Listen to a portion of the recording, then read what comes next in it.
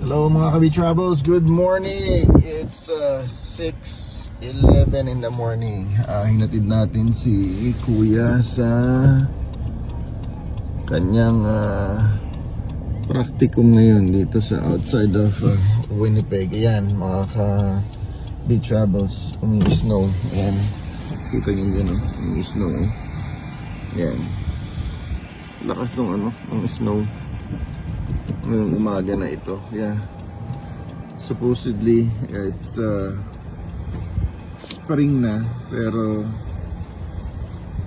hindi pa rin siya lumulubay. Sabi nga it's -2. Ayan o. Yeah, -2 pa rin. So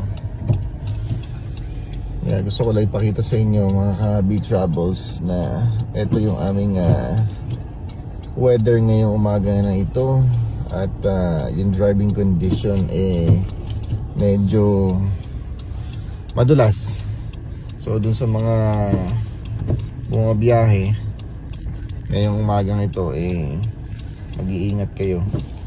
At talagang madulas, especially dito sa may papunta ng perimeter area.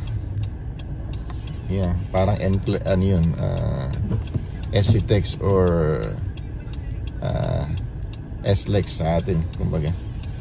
Yeah.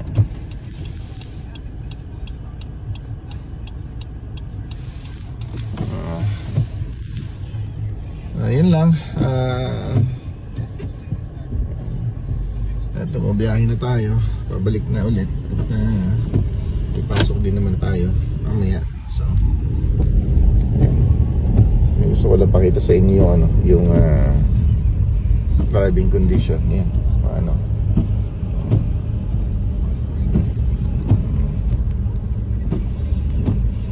okay mga Kabi Travels, thank you so much. Ingat kayo parate and have a blessed morning. Bye bye. Hello mga Kabi Travels. Ito, home and safe na tayo sa ating paghatid kay Bunso. Ay ng snow, makikita nyo. Ayan sa ilaw. Ayan, tuloy-tuloy yung snow, malakas. Ayan yung kotse ko. Ayan,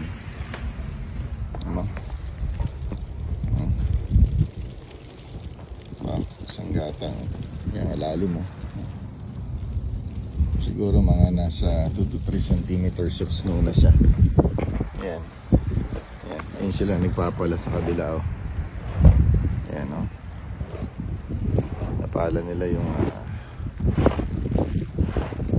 lakas ng snow. Grabe, sobra. Yung kapaligiran namin ngayon. Ayan. Ayan yung bahay. Diba? Ayan. Snow ulit. Ayan.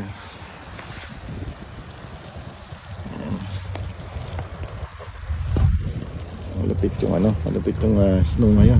Grabe ang kapal. Yeah, kaya nakarating tayo ng maaga. At may bus pa. Sabi nga dun sa joke namin dito sa Canada, zero visibility. Yeah. Ayan